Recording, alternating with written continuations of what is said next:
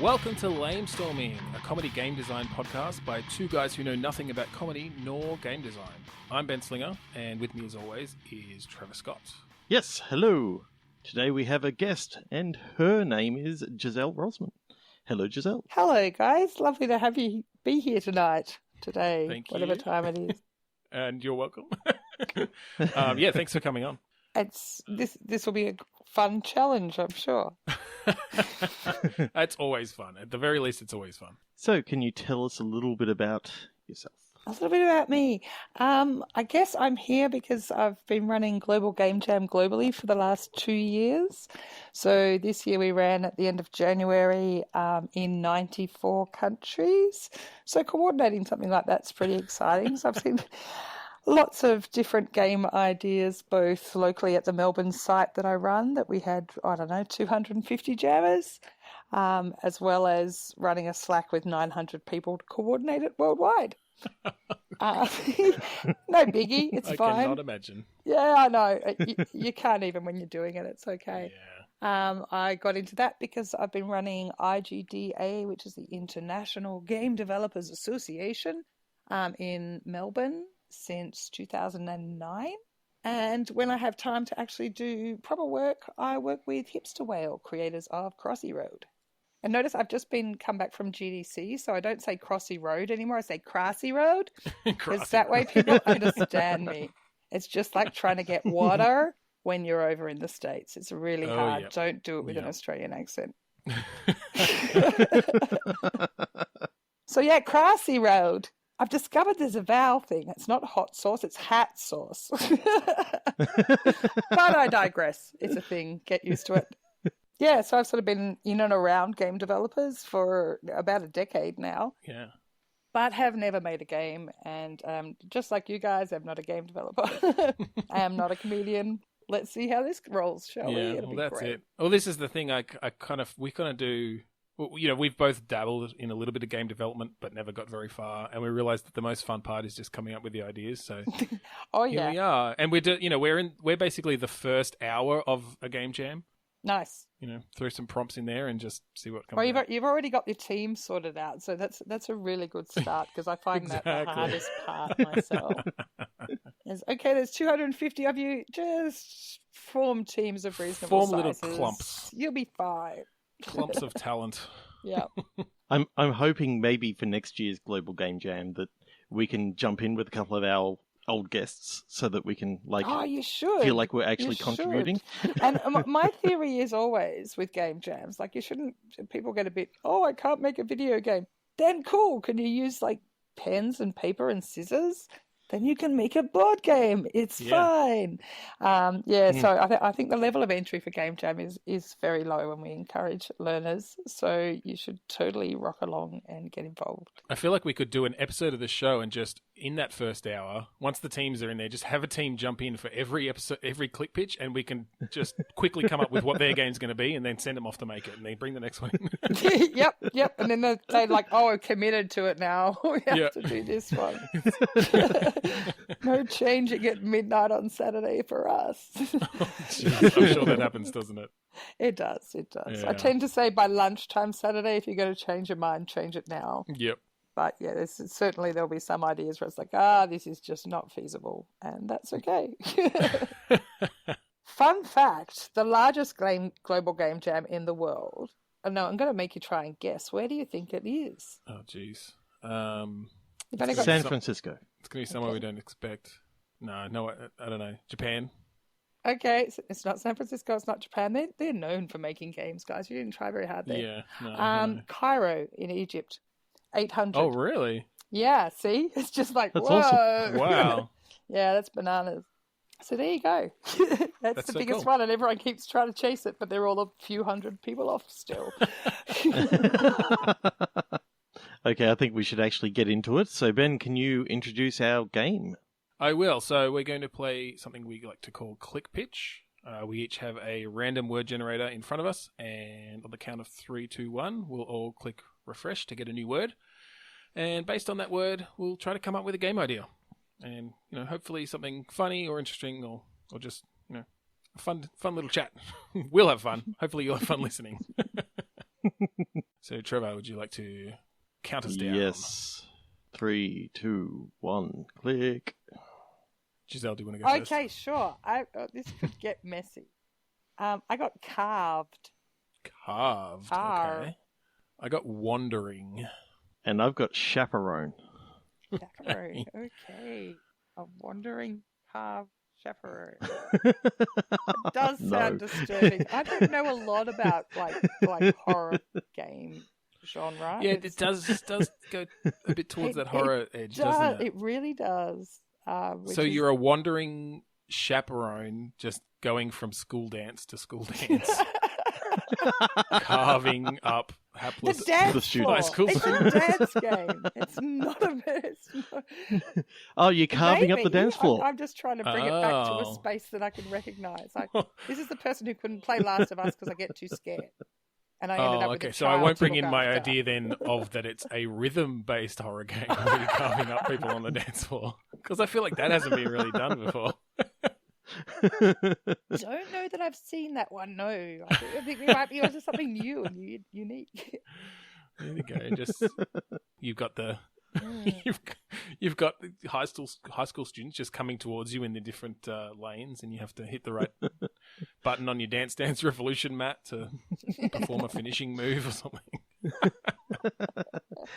Cleave, chop, cleave. Yeah. Yes, Could be a bit. Could have like a bop it controller with different dismembering devices. Yeah, kind of like the idea of the DDR dance mat. I've actually just bought a replacement for my daughter after much nagging that we've got to plug in. Oh, there's a lot you can do with that. Oh. I saw something a little while ago of someone finishing Dark Souls with like a DDR mat. And I'm like, how the hell did they do that? Oh, but some people they do it with like the Rock Band drums and with the I don't know. How did they just finish Dark Souls? I don't know. yeah, good point. No, but designing for the DDR mat can work really well. Like I'm thinking, Crypt of the Necrodancer did that perfectly. Maybe we can do something along those lines where it doesn't necessarily have to be killing high school students. But... Maybe we're just carving them into the big line of girls and boys that stand on the opposite sides looking hideously awkward with each other. You are playing the chaperone, so you've got to keep them separate. That's right. You're trying to prevent they're not allowed to be near anywhere where there's romantic activity. Okay, so on the beat, you got to move around the dance floor and Crypt of the Necrodancer style. Yeah, kind of. And as you have to just keep your eye on all these couples that are dancing and make sure they're not getting too close. And I'm sensing there's a bit of a Tapper vibe, like the old arcade game Tapper, where you just because you have to balance all the different couples and they they slowly get closer and closer. Their hips get closer and closer together. And you have to come becoming a lot more puzzly. Like, no, this can't go near here, but now they're near them. Yeah, exactly. Yeah. Oh, look, and that couple's starting to go outside. It's like, quick, get over there and carve them up again. You've got like water bombs or something to really cool them off. Yeah. You've got a limited number, so you have to use them only when it's an emergency. They go to hide behind the bleachers or something. Whatever bleachers are. I think I worked that out eventually. I think Footloose taught me that. Generally don't really have bleachers here. That's a very US thing. Behind the shelter shed. Yes. Behind the bike rack. Yeah, exactly. I can definitely see this game as working quite well. It'd have to have a very minimalistic sort of graphic style, art style. Yeah, that'd be cool. Well, and you could work the closeness into like maybe on the beat. You get some sort of graphical sort of flash or pulse on each couple that changes as they heat things up and get a bit too. And then you're going to get confused by the gay couples because you're not going to realize you have to keep them separate. That's true. I'm just going to complexify this completely. No, we want to be inclusive. Yeah, exactly. Keeping this binary is no good. It's harder than that. So you really do have to. You have to watch the couples and watch the pulsing and the heat that's rising off them. Because we know that society has changed with the times, and gay couples are now more likely to come out of the closet, as it were, as it gets later, maybe the game starts in like 1950 and you're a chaperone, and it's just through the guys ages, guys and girls, and it's just through the Yeah. ages, different musical styles as it goes, and you get to now and it's like everyone's making out with You everyone. can't trust any of them and all those hormones. it's an interesting, sort of political statement around gay rights at the same time as being the actual difficulty curve for the game, because you can't just go based on how they present their gender. Yeah. So I'm just imagining, like the rise of rock and roll, and you got reasonably good music from like the 50s and 60s, and then there's some. Oh, the 70s is still wonderful, and okay, I've had big arguments about 70s gets amazing. Yeah. 80s gets a bit weird. Yeah. 90s gets very weird, and 2000s and today's is you don't want to actually listen to the music. I think that's more a factor of our age than the music itself. Yeah, I had a big discussion with a dear friend of mine who's decided that the 80s is literally the worst music of all time. Oh, come on. And as an 80s child, I was a bit saddened by that. He may be on to some things, but there's nothing better than throwing on some 80s pop in the morning and just... and there was some going good nuts, stuff though. you just don't Come realise. on. If you're listening to 3XY, you missed it. What I really like about this game idea, though, is unlike normal rhythm games, the really challenging songs are going to be the slow songs. Because then they just heat up even more. Yes. And you can only move on the It's beat. like, so thank goodness it's the Yeah. Macarena. It's all okay now. Yeah, exactly. You can move around a bit faster, and they're all, there's no moves where they get to touch each other. That's awesome. Nice. Should we do another, Trevor? Yes, I think so. 3, 2, 1, click. Cheese. Confiscation. Oh, jeez, okay. Is it my turn? Yeah. I was going to try and turn my verb into a verby, but once I don't know that it's going to work too well. Satirizing. Okay. Satirizing-y. No, Satirizing-y. let's just stick with satirizing. I think. Well, that's cheese. We could do cheesy satirizing. Yeah. And somewhere in there's some confiscation. Okay. We don't So what tend to have we do got? sort of satirical games. So now we've got a cheese cheesy or cheesy, yeah. and satirizing. Confiscation Oh, and satirizing. You put this on like hardcore mode from the get-go. I like the idea of cheesy satire, though. Yeah, totally. We need to figure out what we're satirizing here. Oh, God, this could get way too political. It's a bit early for that. So I'm actually picturing a mouse because I like the idea of cheese and a mouse. Okay, yeah. And Classic. the idea that maybe you're playing the mouse and you're trying to, instead of taking the cheese from like the mouse traps, you're trying to take it from the fridge. Kind of like, that game I Am Bread, how you're trying to get to be toasted. Mm-hmm. Well, you're trying to confiscate the cheese before it gets put into the trap. Before it gets put into the trap. Okay. Oh, goodness. Yeah. So your whole idea is to try and get to the fridge, get the cheese, and eat it before it actually gets put onto the trap. And you've got a certain amount of time for each level before the owner of the house comes home and resets all the traps. Okay, and it's a satire of the 1%. Yeah, see, I don't know. see, I went in a completely different direction there. So it was confiscation, wasn't it? And cheesy, and satirizing.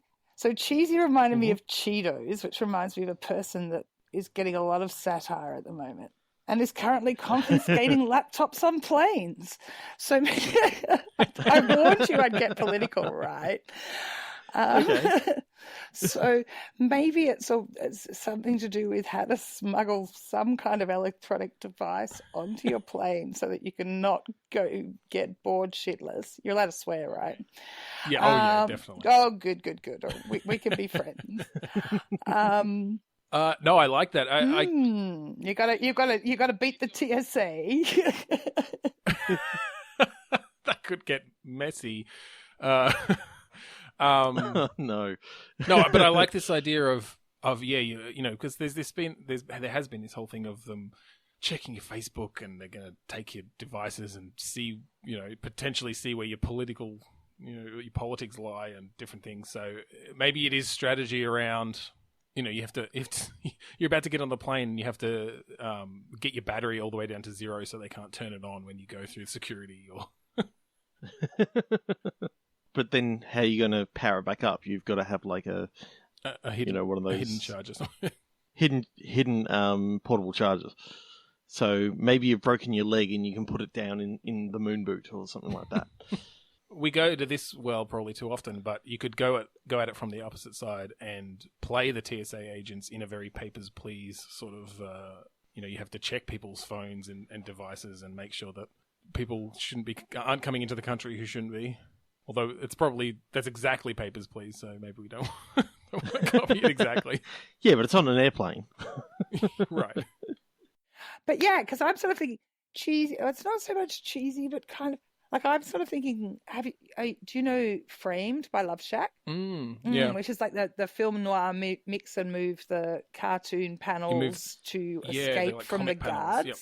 Like that, you could totally work something like that in as you're trying to sneak things onto the aeroplane so that you don't go bananas whilst having to sit through that hideously long flight. Without a game to play, without it, So that's kind of where I'm going. I don't know how cheesy that is. Maybe it's too classy to be cheesy. I think the cheesy. Comes from the cheesiness Cheeto Man. Just comes in from that's just a from Cheeto Mr. thing. Orange Face. we won't speak his name. No, I find it amusing that the game we're making is tending towards a mobile game than actually just because it's the sort of game you'd want to play on a plane to keep you busy. That's right. Like now that I've got my device on the plane, I'm going to play a game about getting my device on a so meta. Love it. Okay. 3, 2, 1, click. Okay, I got pattern. I got placard. Placard. Placardy. Okay. Yeah, no, that's not and for me. Creek. Creek? Like as in EA or a river creek. I think I got the dodgiest of the 3 words there. I think placard and creek are workable. Creek, it has waves sometimes. Jump back to waves. And what was yours there, Ben? Pattern. So pattern, placard, and creek. It's a match 3. Okay. It's totally a match 3. Where does the placard come in? I don't know. That's it's interesting. Kind of square, like the table of the match 3. And where do the creeks come in? Well, you could do an interesting. You know what? And this is Crossy Road-esque because I'm picturing a match 3, but there's a creek going through the middle of it that can like move the things you have to match with. So maybe you kind of have to push the bricks around as they're moving past to sort of get them into the right place. And the bricks are shaped like placards. I feel relevant. Maybe it's just there's a placard next to the creek. It's like danger, don't fall in. Yeah, I like the idea of that mixing up like the middle parts of the game. Yeah, that could be interesting. I'm trying to figure out whether you... I mean, it could just still be that you sort of have to click on them, but there's a real timing, more of a timing aspect to really get it in the right position as they're sort of flowing past on this creek. Or if you have like a person on a lilo that blocks it now and then to give you a chance. Yeah.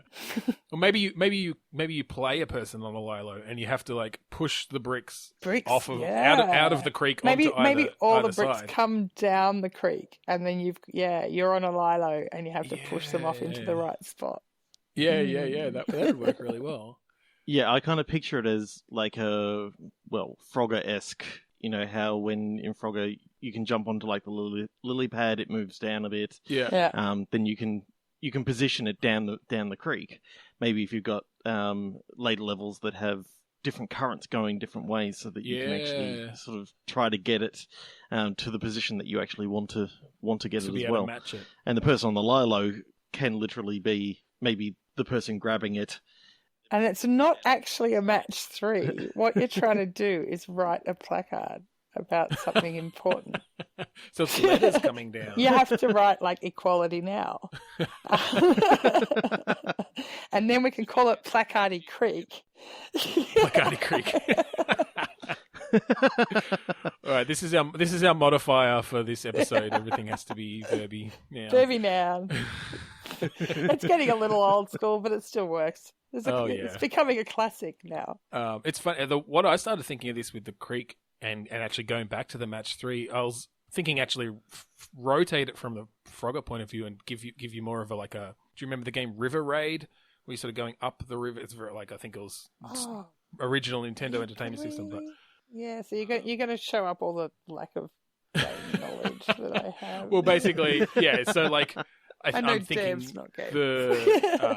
the creek down the middle and the banks on either side, and you're pushing the blocks off as you're sort of going down the current, matching with the bricks that are on the side. But you could have things that if you match those 3, they disappear. But that might mean that a hazard like a log or a rock or something comes down and falls in and.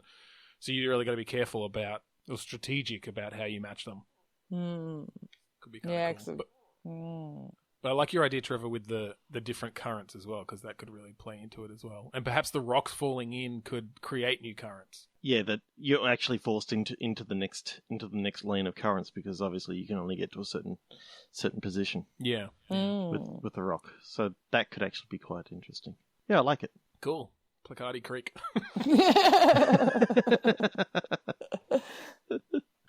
Okay, let's do another one. 3, 2, 1, click.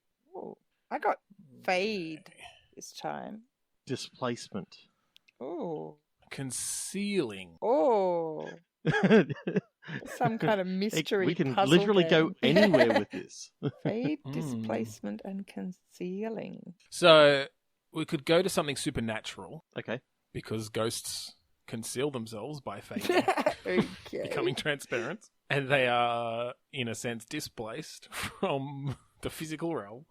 If you want to really get in there with all those words, that doesn't give us a lot of gameplay, but it gives us a theme. Murdered Soul Suspect didn't have a lot of ideas, and they still made a game.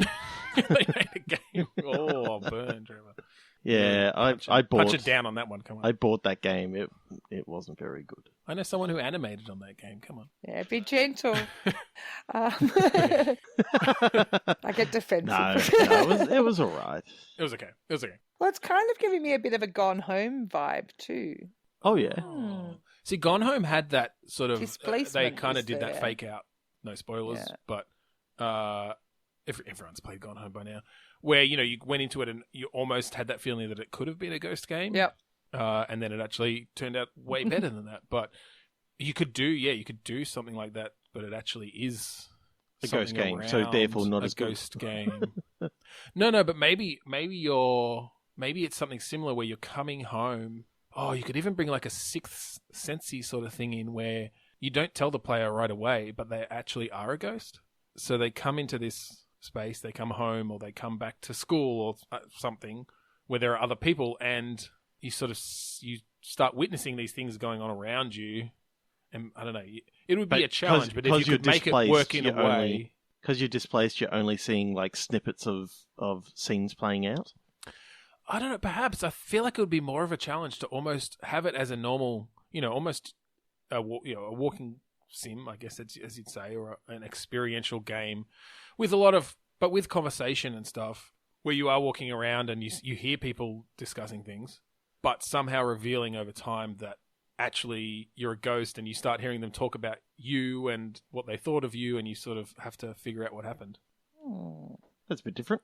I keep half going in this complete other direction and then listening to you and then losing all trains of every thought, which is possibly not ideal. Maybe I should try not to multitask. It happens all the time. If we can't keep going down my train track, then maybe we can it's take it in a different maybe direction. it's another game about inclusivity, whereby if you're too displaced, then you fade away and aren't part of it, and so you've got to, I don't know. Yeah. Interesting. Yeah. That actually reminds me of one of the Buffy episodes where there was a girl who wasn't really being seen, so she literally turned invisible. Yeah, that's right. So if you end up too displaced, then you fade away. and then you're concealed. But that's kind of cheating and wrapping two words into one. But no, I kind of like that idea. Yeah, I guess the challenge would be, how do you turn that idea into a game? Like, where? I mean, I guess again you could just do it as a very Well, maybe it's like a dating sim, sort of like Kitty Powers Matchmaker, which is fabulous if you've never played it. I don't know that one. Oh, you have to. But I can. Yeah, and if people aren't being matched up, then they get displaced, fade away. Yeah, so you kind of have to. So you've got to make sure that everyone's matching up, figuring things out about people and how they're different and how they're sort of unique and matching that up in the right way. Yeah, I like it. So would you be playing just like an omniscient sort of character? It's sort of like a god game, or is it going to be more of you're a literal person in the world who's just the matchmaker? I'm going. Well, maybe in the end you have to find your match, but in the meantime you match up. Yeah, I'd be going god mode for this one myself, because the rest sound more stressful. And who doesn't want god mode? So you're guiding and coordinating like this. Say we're at a dinner party. It's a dinner party game, and if people are being excluded too much from conversation, then you need to they start disappearing. Do something supernatural to encourage them back in. So they maybe don't knock fade the away. clock off the mantle, and that'll get someone walking over, and then that engages that person near the mantle in the conversation. Yeah, so we're back to ghosts again. Yeah. It's all right. Yeah, that's something new as again. Like I haven't. It'd be really interesting to play with social dynamics in that way, but with a more traditional, because there have been those sorts of ghost games, or where you are that being that's just sort of influencing things, but usually it's to have people be killed or fall into traps or whatever. Well, but I can also imagine that you could actually pause the world as it is, and sort of move your character around in that paused sort of situation. So if, say, you had a waiter coming in and you put a banana peel on the ground, he happened to slip over to create a distraction to get something else to happen, you could actually pause it at that stage. He'll be halfway through falling in the air, and you can maybe push some of these characters together and then start the scene up, and it's like you've created another little chain reaction of events to get these people into and I mean, if we're going to go god mode, then we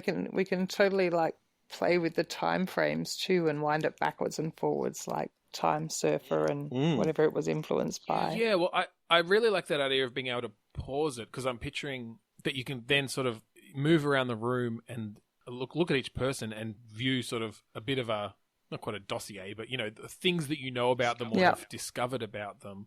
But maybe you can't rewind time, but it's one of these sorts of games where you have to play it multiple times to find out, and maybe you keep that knowledge. I mean, obviously you keep it in your head, but even within the game, it could keep those notes and those ideas of who each person is, and the challenge is getting through the whole thing. It's almost a Groundhog Day. Sort of. Yeah. Except instead of just the guy trying to get the girl, it's literally everybody in this dinner party needs to find their soulmate. No pressure. Yeah.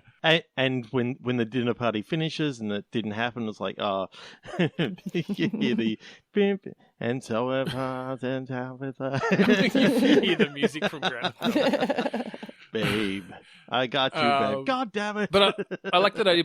Basically, this is, as a ghost, this is your unfinished business for some reason. Maybe you also find out through this who you are. You discover it through the conversations, and you had a relationship with each of these people in some way. Yeah, well, and, maybe it's not about hooking up, but finding it's about unfinished. Resolving their unfinished sort of business with you as the ghost. Yeah, perhaps. Maybe it's your wake.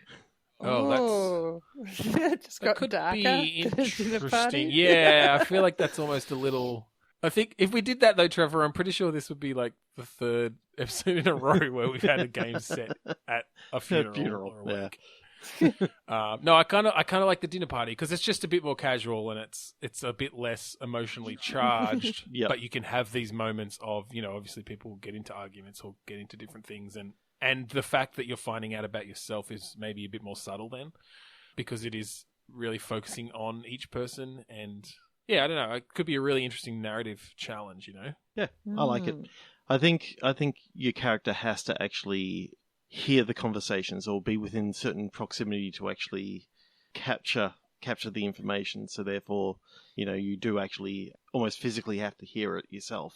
So that Yeah, I think so. Yeah. You also know the information. Yeah, but you have to make these choices each go round, right? To determine, to go and make sure you've heard certain conversations or whatever, because there are multiple conversations going on at once around the room. And then certain conversations can only happen after certain things have happened, like the waiter falling over or something like that. So yeah, that could be cool. Yeah, again, it would be a development challenge to put all that content in But that's there. why we're just the ideas people. Yes, we're just the ideas. Okay. Exactly. We'll let the devs deal with it. Yeah, I really like that. That's really cool. I'd like to play something like that. Yeah, all right. Let's do another one. That was a good one. 3, 2, 1, click. Swish. Dribbling. Seriously? Seriously. Traveling. I got traveling. Like, these are all basketball terms. Oh, are they? What was the first one? Swish. Yeah. Swish. Is that That's a like the sound you make when you nothing but net. Okay. Not a big basketballer over here. I did netball. I played netball. And and you're not allowed to dribble there. You've No, got to do a no cool, dribbling, but... big, long, jumpy move instead. But traveling, swish, and dribbling, I can't believe they all came up at once. I think we're in a sports game here, people. Wow. So, it's called NBA Jam. That doesn't even... That doesn't even give us anything to do with a basketball. It's just, let's make a basketball game. Done. All right, can we take any of these words as something other than their term? Well, yeah, but it gets kind okay, of so gooey. Dribbling, maybe it's babies playing basketball. And travelling, maybe they're travelling international. It's the international under-2s basketball team. They're very unsteady on their feet. Oh, that'd be so cute. They need to be like under 3s because 2-year-old walk cycles are just the best. Yeah, okay. That way they're like, I'm totally staying upright, but no one knows how. Doesn't look like I will, but I will. Well, you could bring that in as a game mechanic that you almost have to get momentum going because I feel like that's sort of what happens a bit like sort of steppy pants. So I'm just going to keep referring to Australian mobile games because that's what I know. But that. Yeah. Yeah, they're sort of barreling forward and you can't really stop them. They can't turn on a dime. If you try to turn around too quickly, you have to make sure their heads stay above their bodies, and that doesn't always work because one or the other starts hitting in front of it, and then I can picture a really interesting movement scheme with the physics around a really top-heavy, big head baby. Yeah, well, that's it. You need the huge heads. And swish. I don't even know what is swish and basketball. I don't know. Talking sports ball. For us, it was just like if you get it in and don't hit the rim, then you call it a swish. Oh, okay. Because it was the sound that the net made. Yeah. Yeah. Fair enough. Yeah. I don't think babies would be swishing. No, but that's all right. They just sort of throwing? They're playing basketball and trying to stand upright. And and every time they take a shot, it's that kind of what do you call that move? Like between the legs, sort of heaving it upwards. It's like the bucket sort of. Yeah, the kind of bucket throw. Well, I'm thinking. I kind of like because it's actually it's almost it just provides really different challenges to the game of basketball. Yeah, I'm just interested in the mechanics of the oversized head toddlers, and the fact that the dribble can get in the ball. Well, oh my god, you could bring the dribble into it. So every baby is just dripping occasionally, and it creates a slippery surface. Yeah, and slippery ball surface that you can slip over on. Until, between quarters or whatever, they come out and clean it all up.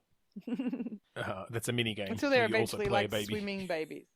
And then it gets deep enough that they can actually reach the hoop. It's pretty short, and those hoops are really high. I really wasn't thinking a normal basketball court. I was actually thinking like just a large playpen area. So you've kind of got the playpen around the outside, and they're on like linoleum or something like that. So what is the goal? Like for a basketballer, we know that they want to get the ball through the hoop. Like that's their raison d'etre, right? What is that for a toddler? I mean, I think they're Because it's still not trying to get that. it Like, in. It's maybe- just maybe really it's- different challenges. How long can you keep the ball? Because they don't want to share it. Yes. No kid that I know knows any rules. They just want to keep it. So it's that sort of it's possession. And then if you can somehow like work out the key press to actually throw the ball up, it still doesn't go very high because they're not very coordinated. But if you do happen to get it in and it swishes, you win the game. Yes. That's the actual win condition. Yeah, It's like the yeah. snitch in Harry Potter. It's like that one thing. That has to one happen. thing. It's like you can do all these other things forever, but Yeah. as soon as this moment happens, Yeah, that's yeah, the most exactly. unbalanced game I've ever heard of. Like, I love Harry Potter, but seriously, Quidditch, what were you thinking? J.K. Rowling was not a game designer. Oh, no. No, I really like the mechanical challenges around that because you can still take the shots and you're doing these really slow bucket shots, but that doesn't matter because it takes forever for any of the opposing team to come over and block you or stop you from doing it anyway. So it's just really this slow But you've paced, still got a certain Or even amount pay of attention. time that you have to. You've still got a very limited amount of time that you have to pull it off because you're a very impatient toddler, and when things don't go your way, you just Yeah, end you've up got a in little- a mess of, you've got a of that frustration meltdown meter. that we all know at 7 o'clock at witching you. hour, as it is known. So you've got this time limit. You've got this timer limit in terms of a move for each toddler before they just crack the sads. You have to trade them out. You just see this big pair of mums' hands coming Yep. in and taking the baby Nope, out. that's it. Cuddles, bed. It's literally just tantrum ball or something like that. Yes, yeah. I think the tantrums need to play into it. Yeah, definitely. No, I love that as a mechanic for you might have a really good baby who's actually pretty good at the game, but their frustration meter is very small, so you really have to make use of them before they crack the shits. That's and right. have to And have can their you mum come and train give your them a cuddle. babies up on their frustration level? Can they level up? Because that's what we all Yeah. hope, right? That eventually you they w- level up and become grown-ups. But yeah, maybe there's some kind of training process where you can, end up with your gun babies. Oh, definitely. Gun babies. You got to try to, I don't know, keep them away from the TV. That's the mini game. Something. Distract them with flashcards. Yeah. Feed them too many lollies until they explode. Yeah. It's like, yep, you're at your peak. Oh no, sugar crash. Here we go. Oh, Game they over. discovered fizzy drink. Yep. Cheat code, red cordial. That's it. We've got 20 seconds to win the game. Oh, I like that, Trevor. Though that's like a boost. You give Yep. them some red cordial right at the end, and you know you're not going to get much out of them for long, but in that time they're just going to be Yeah. really, really fast. Yeah, but it's a cheat code. Oh, it's a cheat code. Oh, I feel like it should be part of the game mechanic. I kind of miss cheat codes. That's all I right. know they don't do this anymore, do they? I don't think so. Well, they do, but they always develop a console stuff, so it's usually Yeah, it's not. it's not really Yeah. cheating. It's just we needed this to make sure the No, testers could yes. actually get to this sort of Get to that point. get to this point in the game very quickly. I really like the baby basketball. Yeah. I'm There's so interested many in interesting the mechanics of there. the toddler. Yeah, and the movement of absolutely. the toddler. I reckon that would be awesome. Okay, That'd so be a if good someone game. can That'd be a provide good a game jam proof of game. concept, We'll be on to this. I think it's about time to move into the Eye of the Storm. So, if you want to find us online, we're on Facebook and Twitter. You can email us, podcast@lamestorming.com. If you'd like to throw us a like or a subscribe, that would be really helpful. We don't do any sort of promotion outside of word of mouth, so that'd be great. You can find us on iTunes, where you can rate, review, and subscribe to our podcast. We have gone weekly now, so there should be a new episode dropping into your box every Sunday or Monday. Every Sunday or so. You can find us on our website. All our episodes are up there, lamestorming.com. Yep, we'd also like to thank Zencaster, ZENCASTR.com. They helped us out very much so with the recording capabilities for our guest. I'd also like to thank Kuridust, who provided the song Mount Defiance, which we use for our opening and closing music, and for Eye of the Storm. And Giselle, have you got your details there on how people can contact you? Probably easiest just to hit me up on Twitter. My Twitter handle is JazzRoz with lots of Z's everywhere. JazzRoz. Perfect. All right, let's get back into it. 3, 2, 1, click. Concoction. Introvert. Notification. And can you say yours again, Giselle? Introvert. Introvert. So what you guys aren't, I'm guessing. Well, at least Oh, not no. when podcasting. I have a good tall drink before we start the podcast. So I can Good work. be as extroverted I as may have possible had and a then pass margarita, out. so you're in good company. No, perfect. So introvert, concoction, and Notification. notification is really dull. It's true. Ding. Okay, so it's an introvert who's created like a concoction that turns him into an extrovert. Yeah, it's called tequila. And it's also time limited, just like with the toddlers. Yeah. Yeah, I feel like there are some similar mechanics here. The notification. So it's just like one of those really annoying mobile games, right? Where you've accidentally allowed, not like Crossy Road, like the annoying ones, where you've allowed notifications. And then we've sorted out notifications, and now we can just have introvert concoction. Well, maybe it's an app. It's an app that monitors you and sends a notification to your phone when you're becoming when you haven't been extroverted. talking enough. Introverted. Well, yeah, when it tells you when you need more tequila. Okay, yeah, so exactly. it's not actually a game; it's an app. It's not even a game. Yep. Yeah. Ding! You haven't spoken to anyone in 10 minutes. Go have a drink. Yeah. I think that's enough for that one. Let's click it. Yeah, I think move on. 3, 2, 1, click. Cozy. I'm going to move off verbs soon. Retracing. Warmth. So Oh, look at cozy you two and all warm. matched up I there. know. That's very cozy. Warmth, and retracing. Retracing. We're back to Groundhog Day. No, it could be kind of a maze of some description. Okay, so yeah, if you can bring in a heat mechanic, like a hot and cold mechanic, that you're sort of trying to get through a maze environment, but you've got heat sources.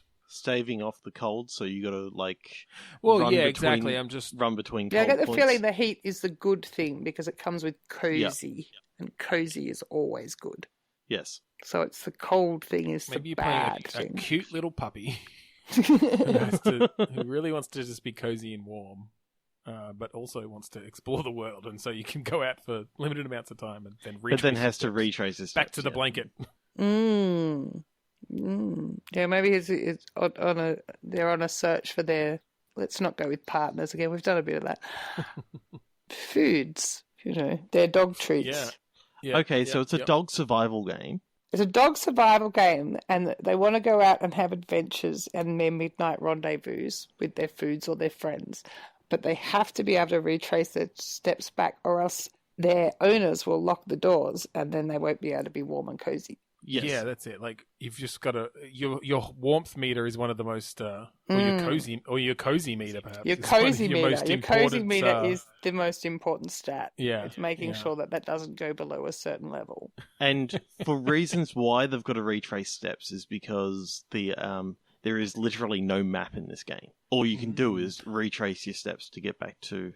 But you can pee on things as landmarks. That's how you know how to retrace your steps. Totally. Yeah. I was just wondering. I was having my Hansel and Gretel moment. Yeah, exactly. That's it. See, I was picturing you just a you get winter's to a day crossroads. sort of thing in, I don't know, New York or wherever where it snows.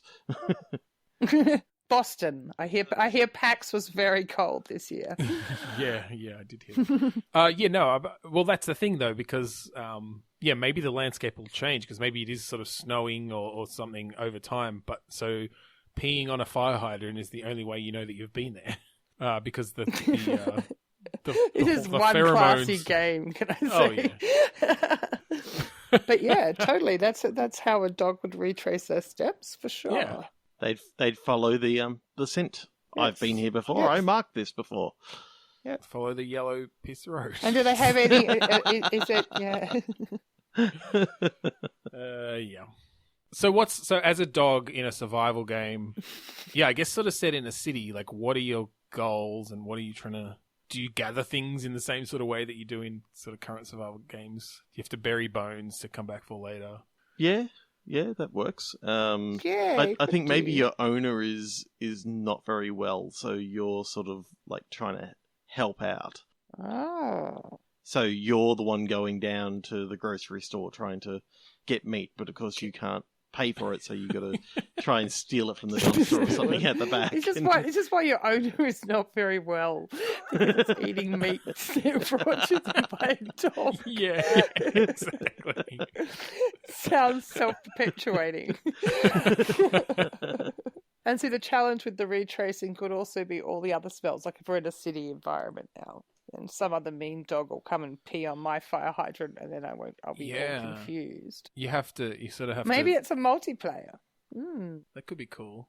I was almost MMO. thinking as well that you go out one day and you can retrace the steps fine. If you go out a different way, the next day, and your smell's still there from the previous day, so that if you get turned around and don't realise where you are, you could actually be going in the totally wrong direction. You could have your paths cross if you've headed out in different directions at different times. If you're going the same way all the time, that would probably make for a pretty boring game. Well, that's the spots that you mark will fade over time too, right? Yeah. So you might have laid a path to a really good source of meat or whatever 2 days ago, but but if you don't go back, or if it's and maybe there are things like rain or other things that might sort of affect how fast they deteriorate. You're out of luck. You have to find your way back there. You've lost that path. I kind of like that. That's kind of cool. I do like the idea of it being multiplayer.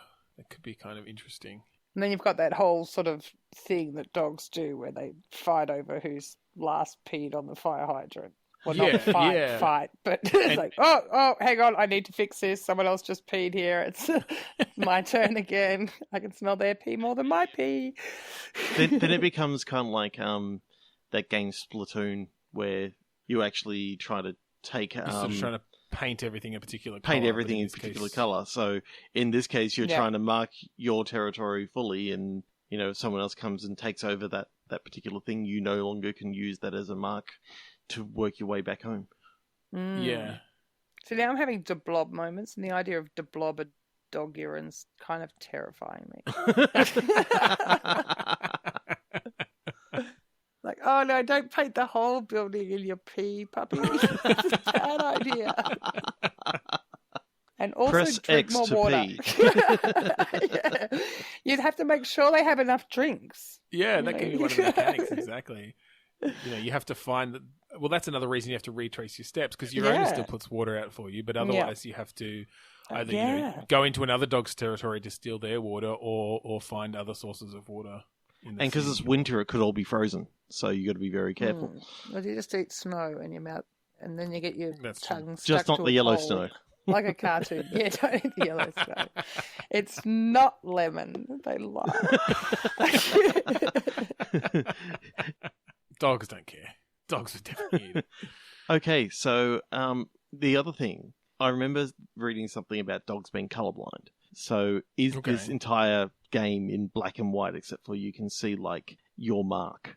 That could be interesting. I've definitely, I think I've seen that mechanic used before, but I don't know. I don't recall what it was. But yeah, I kind of, that could be an interesting idea, because then, the steps that you're trying to retrace would really stand out against the sort of monochrome. Kind of a bit. It's now reminding me a bit of, I don't know quite how we get from dogs peeing on poles to the unfinished swan, but that's what it's reminding me of. Yeah, didn't actually play it, but I know the general premise. You sort of it's beautiful. ink around you should play it. So that you can see what's going on. And like you just mentioned before, there are some bits that are quite coloured, so that's probably more important than the bits that are just black and white. Gorgeous game. You should play it. I can see those parallels there then, that you sort of... But yeah, a bit classier than peeing on poles, but that's okay. Yeah, we do get dragged down into the gutter, class as it is were. overrated sometimes. I want to play Get in because the I'm way a of a dog and I good can pee on a laugh. pole. Exactly. And that's where some of the warmth can come from as well.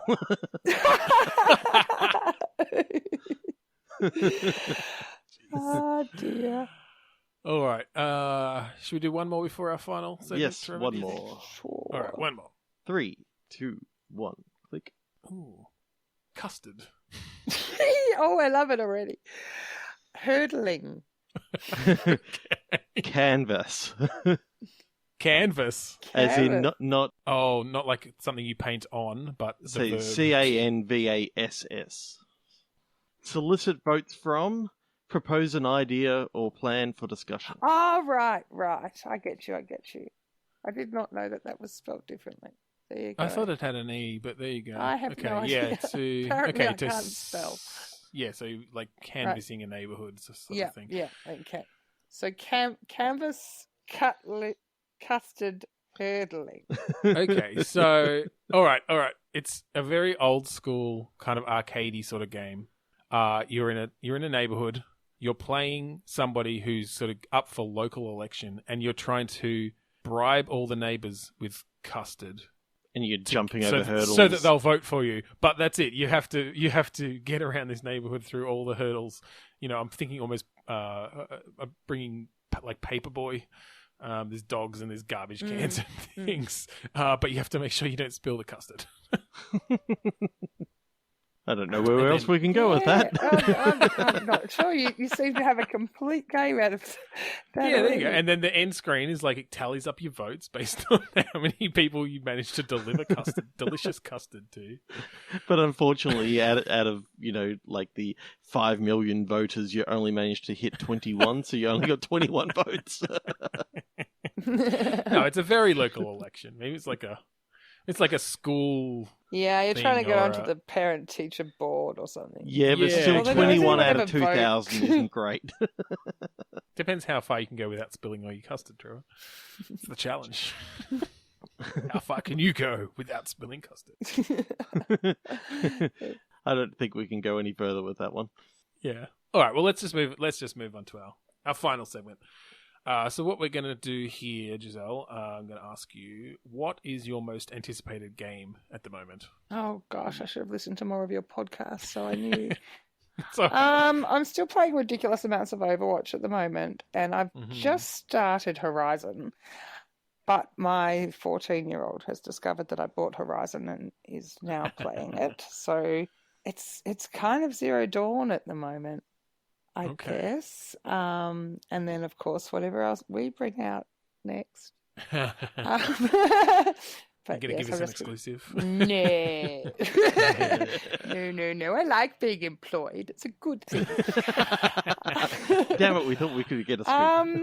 I'm trying to think what else, because I'm still waiting to see, like, 'cause it's always really interesting to see what comes out of the Global Game Jam games Mhm. and what continues Did you have on. did you have a favourite from the Global Game Oh, Jam I haven't that even sort of- played enough of them to be able to tell No. you for this year.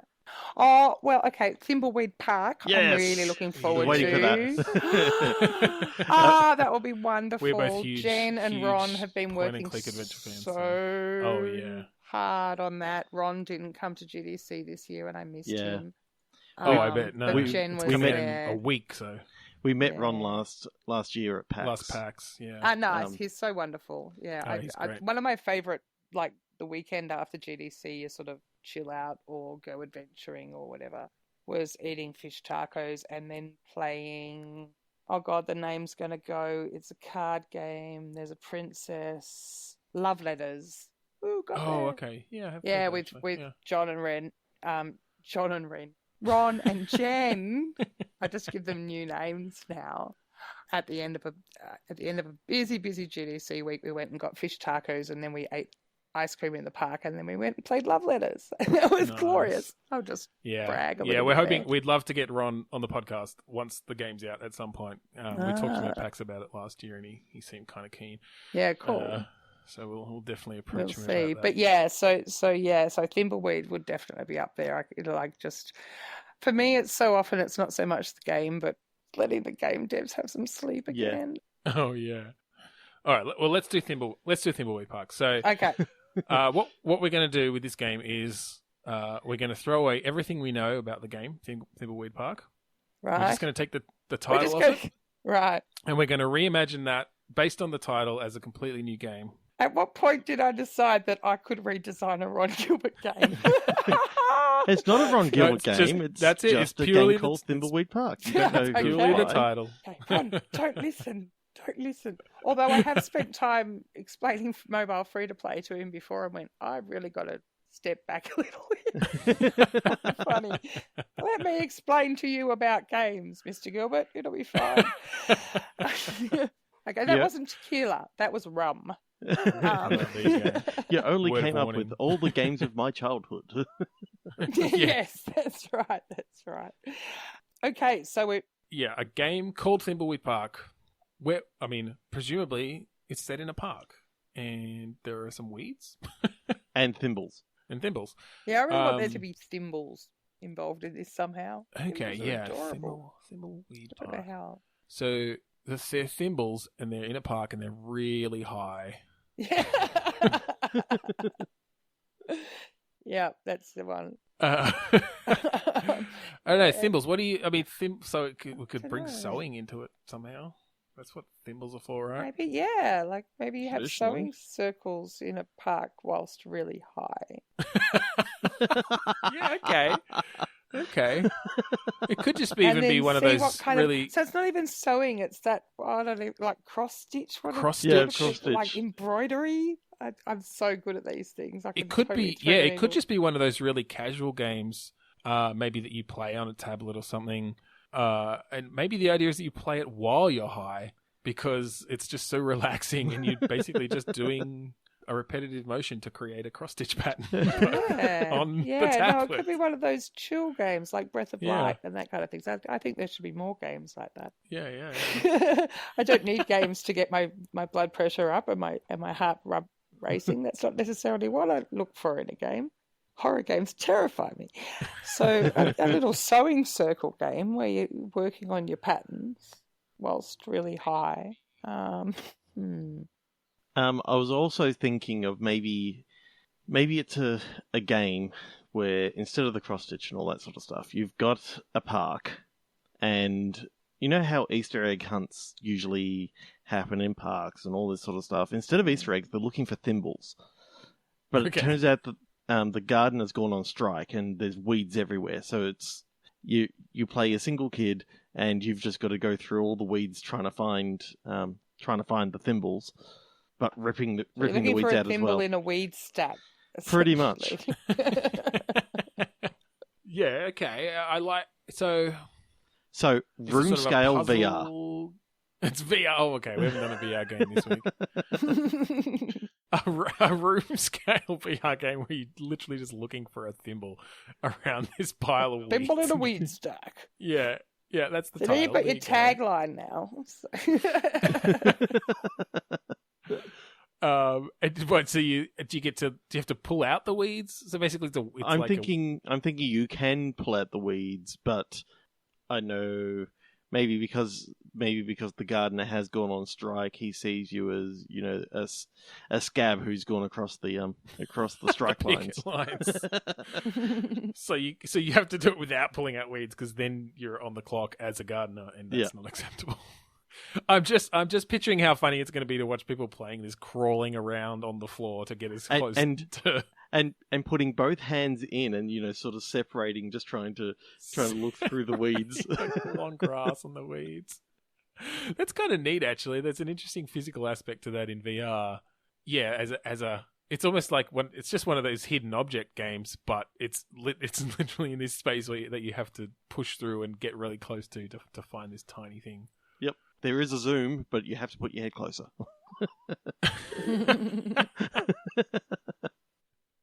There is a zoom, but you have to like reach up and pull your glasses down over your eyes and sort of look down at them. No, I like that VR idea. That's again something kind of new. And depending on the size of your room, depends on how big like the weed stack is. The weed stack. Maybe there are achievements for finding like actual marijuana. Just Yeah, why not? to bonus. It's the extra hidden. Yeah. For sale in certain states only. And I feel like this tracks kind of well with the actual Thimbleweed Park. It's kind of like pixel hunting but in VR. Yeah. No, I'm fairly confident the actual one's going to be better. But that's okay. I think so. Well, for starters, there's 5 characters, so that's already better. Yeah. We could have different characters. DLC for our game. All right. Well, I think we might finish it up there. Beautiful. Yeah. Thanks again for coming on. Oh, Giselle. That was pleasure, awesome. guys. Thanks for rambling on about I don't even know what anymore, but No. It's always fun. it's always good. Do you want to let our listeners know where they can get in contact with you if they want to ask you any questions about IGDA or anything like that? Sure. Probably Twitter's the best option. It's JazzRoz, JazzRoz on Twitter. I'm pretty much always there, so yeah, that's probably the easiest option. And people are welcome to say g'day from there. Cool. Fantastic. Beautiful. And yeah, so I'll just do a quick thing for anyone who is a game developer who might be in Melbourne. We do have meetups the second Tuesday of each month. Mostly look up IGDA Melbourne as a Facebook group and join that, and you'll then know what we're on about. And that's open to game developers of all ilks from, I'm just starting or interested in it, through to, yes, this is what I do for a crust. So all types welcome and encouraged. We're both members of the group, so beautiful. Yeah, we'll have to try to make it along to one of those. If this counts, this counts as game development enough, right? Totally. Yeah. So it's a pretty casual thing, usually on a Tuesday night at a pub somewhere in the city. Perfect. So beautiful. Well, thank you for having me. All right. Well, thank you all for listening to episode 14 of Lamestorming, I believe it is. I am Ben Slinger. I'm Trevor Scott. And I'm Giselle Rosman. A game where you play a dog who has to retrace his steps by following his pee marker. I'd play that.